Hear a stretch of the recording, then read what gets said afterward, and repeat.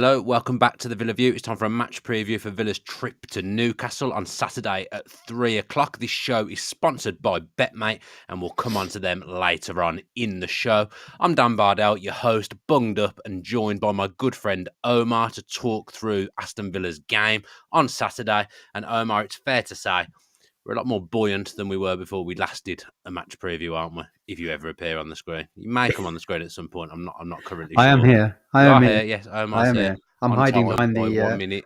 the match preview thumbnail. There he is. There I am. Oh, there he's absolutely massive. What's going on? I will say that my fine paneling work, by the way. Oh, absolutely gorgeous. My handiwork, that is. Yeah. Myself and Neil obviously produced the last show. I think we've left it in a terrible state. There he is. He's back right size. Now, people wouldn't like it if, one, we're on time, and two, if everything worked. People don't come here to see that kind of stuff, Omar. No, they don't. They really do. They do. Let's be honest, they do. But they come here to listen to us talk about the game. So let's do it. As I say, last time we did a match preview was pre-Brentford, and me and you were absolutely on the floor. And now I feel like I'm a little bit too buoyant going into this game, because this is going to be a really tough game. But I'm now in the position where I actually fancy us to get something. I almost want to go back to being miserable. Yeah. I had this thought, actually, when we said we were going to do the pod today. I said I'd join you. I was like really positive, really happy. Done our pod a couple of days ago, and you get this sense of, it's a bit weird. You just think, wait a minute, I'm too happy. This can't be right. It's almost like something's about to, a bit like Del Boy when they win the. I don't know if you watched Only Fools and Horses, but when they, I'm aware of the show. Yeah, when they sell the painting, he goes, Rodney, it's all going to go pear shaped. Like it's a bit like that, where you think actually it's something on the horizon where you feel like, oh, are we going to lose 6-0 to Newcastle? Remember?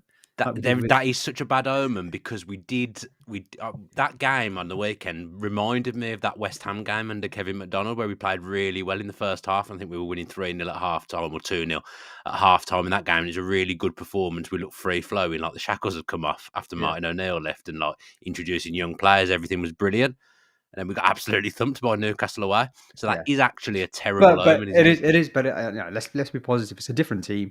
It's a different, completely different situation. Then, we'd lost Martin O'Neill, someone who'd basically ran the club for years. He did everything. I'm sure he was even washing the kits at one point. He was the main man when he left. Now we're in a different situation where we have a good squad. We just didn't have the right manager. Aaron Danks obviously straight away is realised and implemented a formation that suits our players, and we've seen the sort of fruits of that labour against Brentford. So I think we should be buoyant. I think we should be really positive going into this match, and the players should be as well. And I think the players will be positive. They'll be happy. They'll be looking forward to performing well for the fans, but also obviously for the new manager that's coming in. He'll be watching, I'm sure. He'll be studying. And they have to impress. It's a new manager bounce almost without the manager being there. They want to impress. They want to do well. They want to claim a stake in the team, a place in the team. Sorry, and these are the games they're going to have to do well in. And we don't have an amazing record against Newcastle, and we'll come on to Newcastle and talk a bit about them and how well they've been playing. But I think we should be buoyant. I think we should be positive. I think this team's got enough ability to win that game on the weekend. Yeah, it looked like they had a rocket shoved up them on Sunday. It just gave them a lift off, didn't it, that the players have needed. I mean, the people in the comments are buoyant. Like us, Gig Sharma says, actually looking forward to the game on Saturday for a change. That winning performance against Brentford has me buzzing again. Rachel Insel Lewis, it is peak Villa for us to lose very badly at the weekend. We've already discussed the dangers of being too excited. And Taiwan Hamilton is excited, saying after Sunday's game, we can beat anyone. I do actually think we can win. On Sunday, I've done a couple of shows that I've done the Athletics Premier League preview, and I've done Who Scored Premier League preview, and in both shows I predicted a 1-1 draw. I do fancy us to go there and get something. Newcastle have got a couple of injuries, but they're coming off the back of what Eddie Howe said was their best performance of his reign, going to Spurs and winning. And to be fair, that did feel like a bit of a statement win for them. It did, yeah, it did. And, they are Champions League places, I think, maybe beyond them, but they're certainly trying, and they're trying hard, and they seem to be the best of the rest at the moment. Fourth best at the moment. But I think Eddie Howe's impact on that team has surprised me. I'm sure it surprised you as well. They were in all sorts of trouble when he came in. Steve Bruce was playing a completely different style. Very defensive. No style. Very defensive.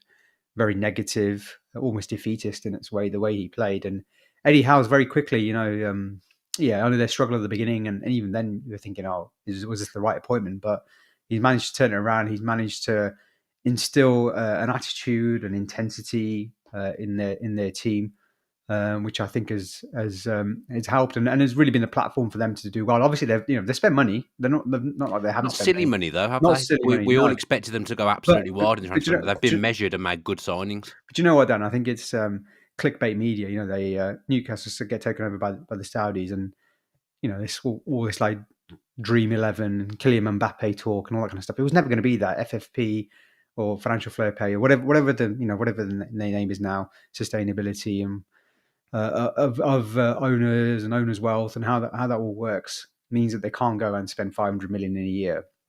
So it was always going to have to be measured. But I like the way they've gone about their business. They've not just been spending money for money's sake. They've been measured in the way that they spend money. So they've identified key areas and they've bought good players. So Dan Burn is, one example where an underrated player, a key part of Brighton's form when he was there, and has fitted in really nicely. Obviously, I think he's a local lad, Dan Bird, isn't he? Yeah, he's playing left back at the moment. Playing left back, yeah, and he's better than he looks in terms of his physical. Obviously he's tall, but he's actually pretty agile as well, and very very good on the ball as well, and fairly quick along the ground. I think we were linked with him under Steve Bruce. I remember he was playing for Wigan. We must have been linked with every English Championship player that ever has been. But players like him and Bruno Guimaraes, obviously putting Joe Linton in midfield. I think he's been a massive key for them as well. His energy in midfield, his intensity. He's helped up Sir Maximum. Obviously, he was injured on the weekend, but he's helped him massively in terms of their pressing style that they're playing, which we'll come on to in a second. And just little tweaks like that, alongside signing good key players. Nick Pope, I think they're signing for a free. These are really astute signings. A really clever way they've gone about their business. I think they've got Dan Ashworth in the background there. He's only just come in, hasn't he? So they were doing this business before. I think what they've done is clever. It's got like and I always think this is quite a simple way to have a good transfer strategy, in my opinion. You don't have like one set route. You have a mix. They've done a mix. Like Bruno Guimaraes has instantly come in, and he's a top 6 player. Instantly, he's adapted to the league straight away, and all the clubs that the top 6 will be looking at that and thinking, wish we'd have got him in, because when we do try and get him in, he's probably going to cost us £100 million now. People like Dan Burn, Matty Target, Trippier, didn't cost the world, but they've had a mix of players, and I think what Eddie Howe did, and this was one of my arguments for why it wasn't working with Gerrard at Villa. Not only did they buy well and he improved the players they brought in, he improved people that were already there, like Joe Linton, who you talk about, who's become a real key player under Eddie Howe. Shifted position, clever management, put him into central midfield. I know sometimes he plays wide as well, but he's made a huge difference to their pressing game. And just, he's improved players that are there. Even people like Jacob Murphy, who are squad players, they're better than they were this time last year because of working with Eddie Howe and his coaching. So I think there's a lot to admire about what Eddie Howe's done at Newcastle. Oh, definitely. Look at Almiron as well. He's obviously the man in form. And I think what he's done is identified that, the way he wants to play, he was limited to some extent at Bournemouth because they did spend money, but it was Bournemouth. I know Bournemouth really well. I know the people behind the scenes really well. It was always difficult for them to attract players. They spent money. They had money behind mainly them. On Liverpool reserves, I will say. Mainly Liverpool reserves, but it was one of those things where they might spend 20 million on Dominic Solanke, but ideally they would have spent 20 million on another player. But he's going to go to a top 10 club. He's not going to go to Bournemouth, for example. So they have to pay over the odds for someone probably who wouldn't be quite as good. But obviously Solanke's doing fairly well now anyway. But that's the situation they're in. That's the situation Eddie Howe was in. But he's tried to adopt that sort of high intensity pressing style, almost counter pressing style that they've got, and that's how they create their chances. They work so hard off the ball, and they've got players like Almiron, Joe Linton now, Guimaraes, Callum Wilson, Alexander Isak. One of the main reasons they've bought him is not for his goal scoring, really, although he does bring that. Not as prolific as some people think, but he's a very good presser of the ball, and that's the way they create chances. Just try and win the ball up high up the pitch. And when they do have the ball, they don't try and play through teams too much. They try and be a bit more direct, a bit like we were under Dino, really. They try and get the ball in those key areas as quickly as possible. And if they don't win the first ball, they try and win the second ball and try and play from there and try and create chances in those key areas. And then that's what they've done well. You look at the Brentford game when they won. Look at games against Man United, against Tottenham. that's where they've done really well, turning over fullbacks, getting over in those key possessions, almost playing in the channels, a bit old school, I suppose, in that respect.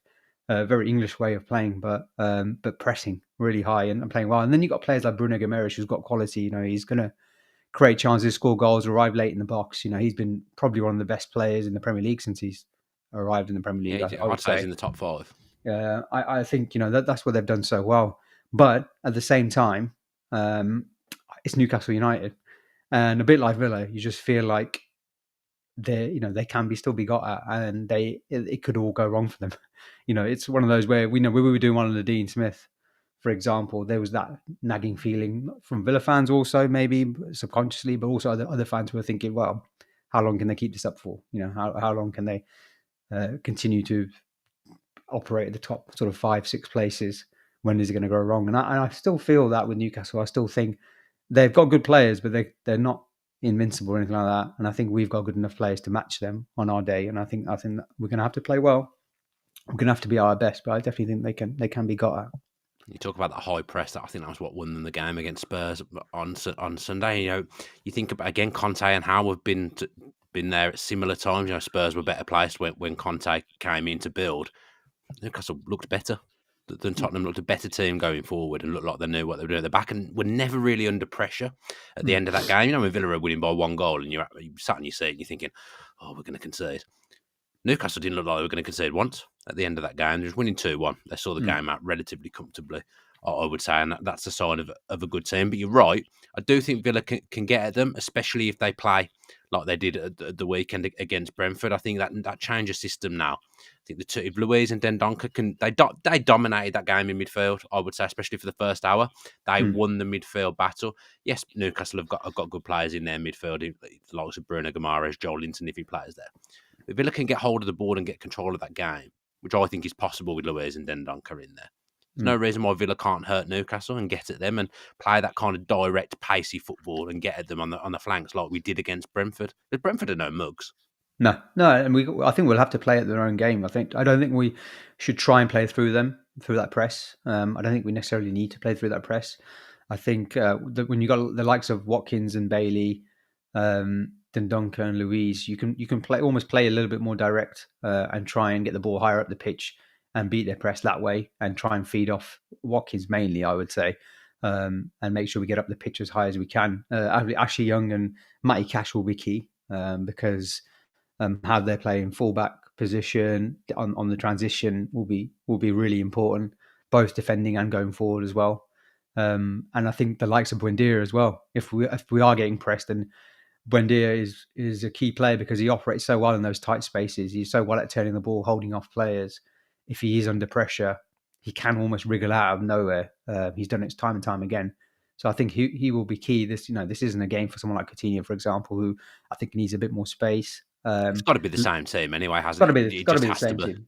It has to be the same team. I think we're going to have to be careful. It's going to be difficult. We may come under the cosh a little bit at times, and the crowd will be behind them. But we've got to keep it tight. The centre backs Mings and Konza are going to try and pull them apart. They're going to try and get over the fullbacks and try and pull Konza and Mings out wide, and then try and create chances from those kinds of positions with the centre backs out of position. So we're going to have to be a little bit compact at times, and then when we have the ball, we're going to have to make sure we try and win that second ball. And it's going to be a battle. I definitely think it's going to be a battle, but yeah, I think those are some of the key players I think are going to be important. And I think you've had the whole 11, Omar.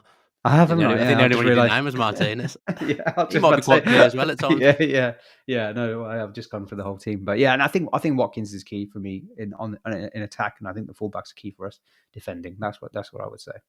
I'd imagine we'll sit in a little bit more. Like I'd imagine Cash and Young won't venture too far forward, maybe particularly in the first half. I imagine Villa will try and keep it relatively tight at the start of the game. Newcastle fans are brilliant. They're going to be up for it. If you can kind of get through it in like 15 minute increments, I would say try and keep it at 0-0. I think you've got a chance then in transition, and I think that's where Bailey and Watkins on the flanks will be really important, because if you are trying to transition on the break and counter, I think just the fact they're playing on their natural sides, if that makes sense, I think that just helps with breaking in my head. Yeah, definitely. I think well, it's nice to have pace on the wings, isn't it? It's nice to have That's a pace full stop. pace full stop. Yeah, definitely. And they play so well against Brentford. We really stretched the pitch out as well. And Brentford, Newcastle big pitch as well. Newcastle, big pitch.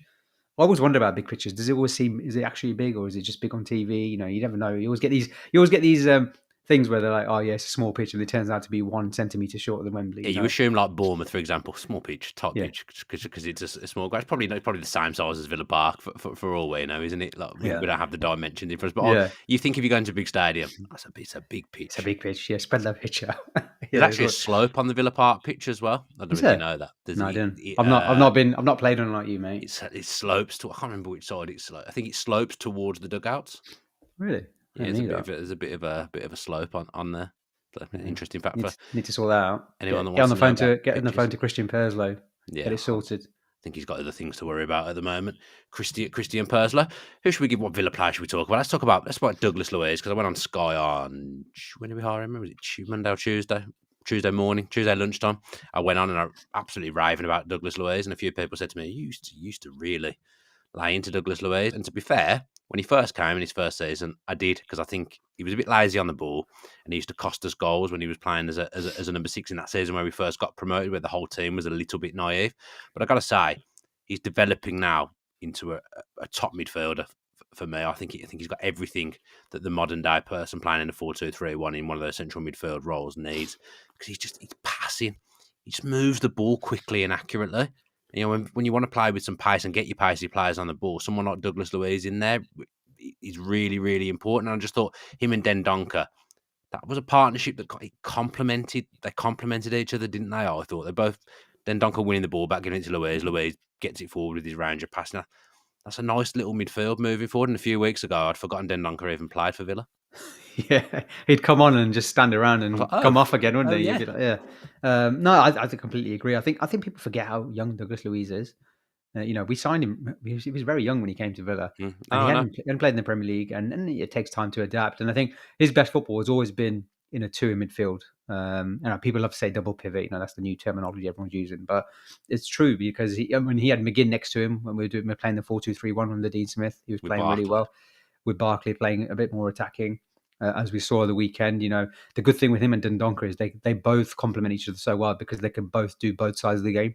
They can be defensive. They can win the ball back. And they're both decent on the ball as well. And Luiz won the ball back a lot of the weekend. And they both can break late into the box. One can attack into the box, the other can sit, and they can take it in turns, and hopefully they can build a good understanding. And I'll be excited to see. Obviously, it looks like Kamara's not nearing a return, but it seems to be. He's back in training, back on the grass, as they say. Back on the grass, as they say. Really excited. But I think Douglas Luiz is just more and more coming into his own and sort of not reaching his peak, but showing more and more of his quality, both on and off the ball. We've always known he was very good on the ball, very skillful, typical Brazilian on the ball. Off the ball, we were always worried about him being a little bit exposed, not picking up men, being a little bit lazy off the ball. But I also think the system never suited him. And I think he was let down by both Dean Smith and Gerrard at times, probably more so Gerrard, obviously. But in terms of just being the sole man in midfield almost when oppositions would break, and he was all, which isn't his strength. It's not his strength. Hiding to nothing. Now he's got someone there to help him. It's a lot easier for him. But also I think he's been a bit more aggressive as well. I think he's been better off the ball, winning the ball. He's trying to tackle a lot more. He's winning the ball back, anticipating better. That was always one of his weaknesses, anticipation.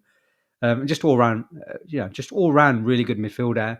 And his passing has always been brilliant. He's so good at playing forward passes from midfield, and that Nakamba, for all his strengths defensively, we always struggled playing forward passes. And I think that's where Douglas Luiz. That's where Douglas Luiz's strength lie, is getting the ball into players like Buendia, Watkins, Ings, Bailey, quickly, tight passes through a defensive line. That's where he does really well. And I think the next stage in his progression is to try and continue to get goals as well. He's a threat now, isn't he? Even his set pieces of he never used to be a set piece taker for Villa. Obviously, we know all about his shooting from corners, because he nearly scores every game, and he has obviously scored 2 this season. But he's an all-round threat. We talk about Bruno Guimaraes. Yeah. I don't think Douglas Luiz is massively off that level, if I'm being perfectly honest. I think I've been really impressed with him this season. I think he came back this summer, and some of this is an assumption. I think he came back really, really hungry, ready to be like, right, I'm going to become a top Premier League operator now in midfield. And like you say, he was let down because he was sat on the bench Yeah. and he shouldn't be. And every time he played under Gerrard, he did well, especially when he was playing as a number 8. He was very good. And then he Yeah. found himself back out the team again. But Gerrard, I just don't think Gerrard ever fully trusted him or ever fully wanted him. I know he signed a new contract under Gerrard, but that feels like more of a club thing and a Douglas Luiz thing than it was Gerrard pushing for it. Again, that's Mm. an assumption. But yeah, I think he came back in the summer hungry and ready and was let down. And now you're seeing him. I honestly don't think he's too far off Bruno Guimaraes' level, genuinely. Yeah, I don't know. I don't know. I really don't know. Honestly, I couldn't comment. I don't.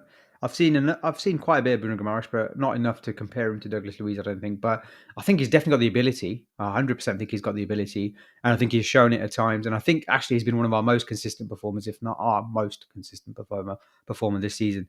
And Yeah, I'd agree. that's with being in and out of the side as well, as you've said. So yeah, I think no doubt, and I think he could flourish in this system. I'll be interested to see how Unai Emery comes in and how he adapts to what he's I feel looking to like he'll do. like him. Yeah, and you know Unai Emery, he's a very hands-on coach. You know, he works one-on-one with players all the time. He's looking to improve players as well, so that's only going to benefit from him as well. And you know, Dendoncker performed really, really well against Brentford. Was one of the standout players. Whether he continues that form, whether he continues to be an ever-present, you know, we don't know. I hope he is because it'll be Competition in there with a 4-2-3-1. competition. That's the other thing. You Yeah, can actually create some competition within the squad, which is a good thing. There's people asking about McGinn. Is he finished at Villa? Well, I know he's not. no, he's not. You need a squad. You've got 9 No, subs. You can use 5 of them. You yeah, know, players are definitely. going to come in and play a lot of football still. It might do McGinn a bit of good to be taken out for a few weeks, in all honesty. I think he was feeling the pressure a little bit. I think there's certain burdens Mm, on him. Maybe a fresh manager now, a few weeks out of the team. He comes back. McGinn's 100% not finished definitely. at Villa. He's a good player. I think he's one that's been let down but by the system. So I think suddenly you change formation up and you've got a little bit of healthy competition in that central midfield area now, and a bit more all over the pitch. I think probably you could do with a little bit more in the front four in terms of competition if Yeah. you play in that formation. But central midfield now suddenly looks relatively strong. And I think his name's Josh. Someone tweeted me earlier asking, "Do you reckon?" You know, obviously Emery was lined up when the Brentford game was taking place. Villa probably knew that he was coming in. Do you think he had some kind of impact on the system? Because, you know, he plays 4-2-3-1 in the main. Do you think that's one of the reasons Aaron Danks chose 4-2-3-1? I don't know. I don't know. I'm not sure. I'd be surprised if that was the case. But you never know. He's played 4-4-2 as well, Emery, hasn't he, Mm. recently? Kind of flits between the two, but So, mainly a but 4-2-3-1. he definitely he tries to use a that sort of two-man midfield in whatever formation he plays, and he expects his midfield to do both sides of the game as well.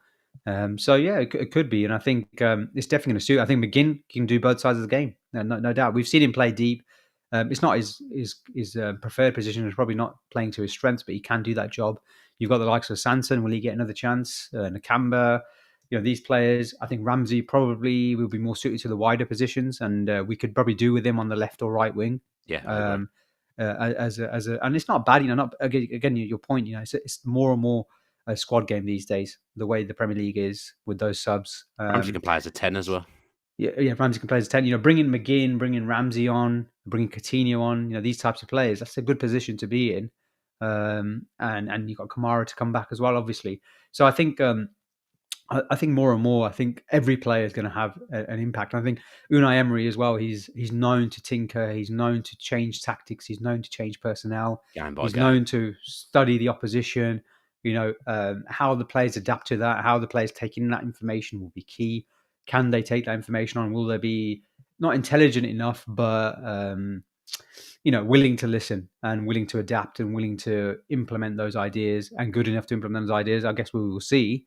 But that's the way he manages and that's the way he coaches. So I think we'll see changes. I think we'll see the whole squad being used. He's not one of these man. He's not a Martin O'Neill type manager who'll play the same 11 players or bring on the same 3 subs in the same minute of every game. You know, he's not that type of manager. He will definitely look to do different things in different games and adapt his formations. Even mid game, he will do that. That's He what will you change want, though. formation. Yeah, that's what That's what we've been crying out for. all the best managers do that. So I think every player is going to be needed at some stage, and it's exciting, to be honest. It's really Yeah, exciting I'm to excited.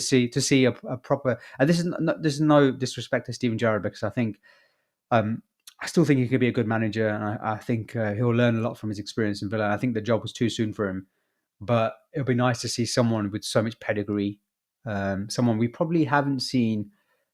ever really managed, apart from maybe Montenegro, have this caliber of manager come Even in he to wasn't manage. tactically brilliant, Martin O'Neill. No, but in terms of like profile, Stature. Mm. stature, we haven't seen that come in at Villa since I've been watching the club. Probably Graham Taylor was the last manager to manage Villa and then leave Villa in a better state. So someone like Unai Emery, who's got such pedigrees, his history, his career, his win. Everyone loves to talk about his win ratio. Which is a bit of a misnomer because it's a different club. You don't know what's going to happen. Just because he's got 55% Arsenal doesn't mean he's going to get 55% of Villa. I'd take But 55 all we day. of course we would. But I think having that pedigree, I'm just excited to see what he does. See a proper manager with proper ideas and proper culture, proper philosophy, proper strategy. And it may not work. It's football. Everything's going to work. Villa. But it's Villa. It's football. I was looking at you like, Dan, come on, mate, be He knows I'm right. He knows I'm right. Yeah, but it's just exciting to see a proper manager, someone with that pedigree, come in and take charge of the club. And I think he'll have an influence on this game at Newcastle. I think he'd already be on the phone to Aaron Danks, and he'd be watching Newcastle's previous games and be coming up with ideas. He won't be able to do obviously much in game, but he'll definitely have an influence at some point, I'm sure. Yeah, it just requires a buy-in from everyone. Doesn't it? It's going to require buy-in from the supporters, who I think will buy into it now, because I think they were so dissatisfied with what's been going on, especially so far this season. He'll get the buy-in from the fans now. And he's buy-in from the players because he is regimental. He's got a lot of things he wants to do. He puts a lot of work and he expects a lot from his players. I think it's worth saying at this point, it's a great video on Neil's channel, For the Love of Paul McGrath, where he interviews Graham Hunter, who is a Spanish football expert on anything Spanish football, and he's done a great interview, Neil, with Graham Hunter, talking about Unai Emery. I learned a lot from listening to that earlier today, so it's worth going and checking that out if you do want to learn more about Villa's incoming manager. But it just needs buy-in from everyone, doesn't it, Omar? And he will need a bit of time as well, because we know when managers come in, you might get a little bit of a bounce straight away, but there is always hard times. You've got to ride through those hard times and come out the other end of them. Now, people will say, oh, well, why didn't you do that for Steven Gerrard? But we weren't getting out of that hard time. The hard times were going to continue. I think that was clear for everyone to see. Yeah. Unai Emery is an operator on a completely different level to Steven Gerrard, and that's not me being disrespectful to Steven Gerrard. It's just a fact. Look at what he's won. Do you so a couple of questions to you then, Dan. We'll come on to the team in a second. I've got a question about Luca Dean and Ashley Young, but just on what you just said there, I've seen a few people talk about, mainly non-Villa fans, talk about having Tuchel, Pochettino, and Emery as our three main candidates. And it seems, on the face of it, obviously they're high caliber elite managers, so that's probably the criteria. But in terms of football strategy, the way they play, etc., they are all slightly different. Yeah. Does that concern you a little bit in terms of? Do you think it was a bit haphazard the way we went about it in terms of identifying Emery and getting him in?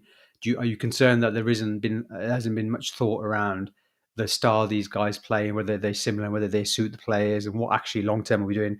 Are we focusing too much on the name again, like Emery? In terms of he's a high caliber man, he's won all these trophies, let's get him in, rather than actually what style does he play, what the style he plays, does it suit the players that we have? Is this the style we're going to implement throughout the academy and through the team? Going back to the Villa engine and things like that. Do you think is there a concern that we're again going for a name rather than actually we're trying to be big again rather than good, if that makes sense? Probably not so much. I would say that any club that's hiring a manager will speak to multiple managers. So, I've done my podcast with Jonathan Wilson today, and he's a top guy, knows everything about football, knows what goes on in the football world. And he said on the podcast when we were talking about Villa, he was talking about them looking at all the different managers, and he said Chelsea, for example, they spoke to Pochettino.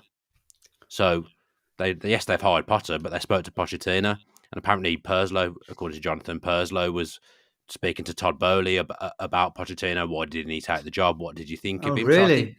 So I think CEOs, owners, they do their due diligence on different managers. They'll speak to different managers. And obviously, no manager's exactly the same, are they? But I think if you look at Tuchel, Pochettino, and Emery, they've all managed at elite level. I know Poch didn't win it. They've all been in European finals, for example. So I think it's just a case of Villa are looking for a high-profile manager. Now, I think Villa fans would have been happy with any of those. So I don't think Tuchel was ever realistic. Maybe Poch wasn't either. From listening to Neil's thing as well, Emery was always keen to get back into the Premier League, and Villa's the type of club that suits him. And if you look at historically, the teams that he's won things with, Villa are probably on a similar level, not quite the elite, not the team that's going to be challenging for the title, but a team that potentially could move themselves up and push towards the higher reaches of the table. So the more I've thought about it, it makes sense. But then now he's here, I'm obviously going to get behind him and try and look for reasons of why I think it's going to be positive, just like I did when Steven Gerrard came in. But this feels to me like a proper appointment in the club. You said, you know that they were looking at Emery in September. These things have happened. They start looking at managers when they get an idea that things aren't going to be going well. So they've looked at him. They've been looking at him for a few months now, Unai Emery, and I think it's a really, really strong appointment. And I think from everything I've read about him and everything I've listened to over this week, I think he can suit the players that we've got. We were all saying those players are better than what they're showing under Steven Gerrard. We look the worst coach team in the league. He's not getting enough out of them. This is a manager that really, if everyone gives the buy-in, should get what we want out of these players and get their seats, some of them to reach their ceilings, and that's what we want, because there's a decent squad of players there, and Emery will bring in a couple of his own additions as well over time. Wouldn't surprise me to see a couple of players in January. I've got a pretty good idea in my head of where he might go for one position, but he'll bring his own players in as well. I think this squad's not a million miles away from being a good team. It just needed the right coach, and I think without getting overexcited, he could be the man. Yeah, I agree. I'm just playing devil's advocate, to be honest. No, of course. And I completely agree. I'm fully behind this, and I've been asking for a long time for a manager who's got attention to detail, and you can't get more attention to detail than Unai Emery. He studies every game. He watches. I think there was a story about him watching Man United or Man City 17 times. Watching their previous 17 games, watching every clip of everything. He studies the game so hard. He studies the opposition. He studies the players he's looking after and coaching. Works with them on a one-to-one basis, and that's what you want. You want someone whose attention to detail is meticulous, and I think that they're always the best coaches have those qualities. But yeah, and you're right, Emery's. I think even before September, I heard murmurs about Emery, but I even think last year there was rumours about him when Gerrard was coming in. It really is, with hindsight, the kind of appointment we should have been looking to make 12 months ago. Yeah. And I think I was saying this on our pod a couple of days ago about circumstances. It's almost like when we were looking for Unai Emery, he was probably not in the right mind frame to come to someone like Villa. When Newcastle were looking at him, Villarreal were going guns blazing in the Champions League. Again, probably not the right circumstance. And now in this situation, it probably is the right circumstance, probably is the right time, and we've got the timing right. And maybe it's one of those things where we had to go through Gerrard to get to this position. We had to go through the pain of having Steven Gerrard for that year to get to this position. And it's one of those things, it's the way the world works sometimes, isn't it? A bit of fate, whether you believe in that or not. We've ended up in this position. I think we just have to look onwards and upwards now, don't we? Look forward more than and worrying about what happened before. And I think the players, as you say, there's enough quality there. So go back to my earlier point, looking at the game, Luca Dean obviously seems to be back in contention. Would you look to change it up or stick with Ashley Young? 100%. I'd stick with Ashley Young. I've said for the last few weeks, whoever's fit, whatever's going on, Ashley Young has to be in that 11 somewhere. At the moment, he's a lieutenant on the pitch. Even that penalty thing he did on Sunday was absolutely brilliant. He's got Ivan Toney giving him stick, trying to get in his head to miss the penalty, and then he just hands the ball over like a boss to Danny Ings. Ashley Young has to be on the pitch somewhere at the moment for me. Villa have been better since Ashley Young has been on the pitch, in fairness. Even under the dark days of Gerrard, we were still better, or more, well, I say better. We picked up more results, let's say, when Ashley Young was on the pitch. And Luca Dean's got to win his place back. I don't think Luca Dean was brilliant before he got injured. I thought he was one of the people that was letting Villa down. He's such a good player. I've got such high hopes for him long term because I know he's a good left back. But Ashley Young's outperformed him so far this season. So Ashley Young stays in the team, in my opinion. And I think I'd go as far as to say, and I put this on Twitter earlier, he's one of the first names on the team sheet, 100%. if not the first. He's been our best player. Simple as that, I think, over the last... Even when we were playing terribly, he was our best player. When we played well against Brentford, he was not the best player, but he was one of the standout players again. He's a must for me. You find he's one of those players where you just find a spot for him in the team. He can play any position almost. And I remember us moaning under Dean Smith when he was playing in number 10 or number 8.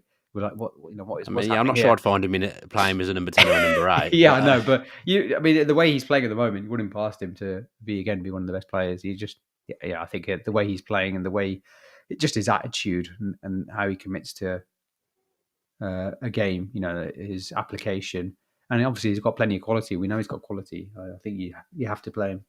Yeah, I'll let you. You're struggling a little bit there, aren't you? I can Go. see. So whilst you sort yourself out, we'll go through our sponsors. We'll go through BetMate and the pot that people can join at the weekend. So I picked my team earlier for the Newcastle v Villa pot, and what they've done for us at BetMate this week is to encourage more people to join. We have our own code, so it's TVVFREE. You type that in to join, and you'll join the free pot, give yourself a chance to win some money and give yourselves a chance to beat me in the league table, which, as I've said before, is never difficult. Also, you'll get a chance to win that new mug that you can see over there, the Villa Brew, freshly designed. I think there's only one in the country at the moment that I gave away to someone the other day, but you can have your chance to win the Villa Brew mug if you win our BetMate League. So this is me picking my team earlier. A bit more Newcastle heavy than I would like, but I did it because I just, I feel they are a good team. So I just looked at their players and thought I had more chance of getting more points with some of them, but I still fancy Villa to get something at the weekend. So this is me labouring through picking a team on my phone earlier. Got Douglas Luiz in from Villa, Danny Ings hopefully to continue his goal scoring form, and I've gone for Big Tyrone in defence as well. Can't remember for the life of me who I gave the captaincy to, and I can't see the screen clear enough to tell you who it was, but obviously your captain, like in fantasy football, gets double points. Last week, if you'd have copied me, you'd have got a free £10. Douglas Luiz, £10 for nothing. Douglas Luiz. I think I might change it at the end, actually, from what I remember. We'll see on the video, right? But yeah, if you'd just copied my team last week, you'd have won £10. So free £10 essentially for you this week if you just copy my team. But yeah, it's just a little bit of fun, gamble responsibly normally. On this occasion, it isn't going to cost you any money. It's a little bit of fun, a bit like picking a fantasy football team. Give yourself a shot at winning that league and winning yourself a Villa Brew mug as well. Omar, are you feeling better now? Are you better? Yeah, I'm good, mate. The video again. We're both struggling, aren't we? A little bit. The Villa flu. That's what. It's the Villa flu. Yeah, my kids. We've got the Villa Brew, the Villa flu. We should maybe get a Villa flu mug. It's all going off. I mean, I am the most ill person in the world. Any illness that's going around, you can guarantee. Yeah, I will pick it up. The illnesses have been cycling through my kids at the moment. Kids are lethal. To be fair, I text you if I'm not feeling 100%. It wasn't really this, although it's come on now. It was mainly because I eaten too much food. Had wings at lunch. Understood. And then I forgot I was going to my mum's for food. She made kebabs. Understood. And I couldn't tell her I ate a lunch because she'll get annoyed at me. So I had to eat. I had to pretend to eat like I had a empty stomach, and now I felt sick basically. Dean Avery has said, "I want that mug, Daniel." Well, you got to enter the pot if you want the mug, Dean. That's what you got to do. That's what it's there for. So yeah, do enter our pot. We will finish though with some predictions, and I already gave mine away at the start of the show. 1-1. I fancy Villa to get something this weekend. Omar, what are you plumping for? I'm going to stick with my prediction on our podcast. I'm going to go 1-0 Villa. 1-0 Villa. It's big. It's bold. I'd like it. I think the Donker corner header. I wonder what odds you get on that. Pretty high. I'm going to imagine that you'd get for that. But yeah, lovely stuff. Well, enjoyed that. Great to enjoy a match preview for a change. I know. It's good to be positive, isn't it? I was definitely happier than I was this time last week. That's for sure. This time last week, I was sat in that away end at Fulham, or stood in the away end in Fulham, absolutely losing my shit. So yeah, much happier this week talking through the Newcastle game after a victory. Thanks ever so much for watching. Really appreciate all the support we're getting at the moment and all the support I get on my other stuff as well. So many lovely comments. So thank you ever so much for that. I do read them all. It's always appreciated. We'll be back with a post-match I always do this. We'll be back with a post-match pint at some point after the Newcastle game. We will let you know on our social media channels when that is. But if you do want to know for a fact, then subscribe to the channel with your post notifications on and you will find out that information. Those of you that are going to the Toon on Saturday, have a great time, great night out. I've heard a vicious rumour that Ian Taylor's staying over, so he'll be out on the town on Saturday night after the game. So you may run into him if Villa fans are there and he's not going to be happy that he's good at a night hour here. Say again? He's good on a night out, I Oh, hear. he's pretty good. He's good on the Bears tails. Very, very good on the Bears. And his mates are as well, to be fair. So, yeah, he'll be out on the town. But, yeah, he'll probably be unhappy that I've revealed that information. Thanks ever so much for watching Up the Villa. The Villa.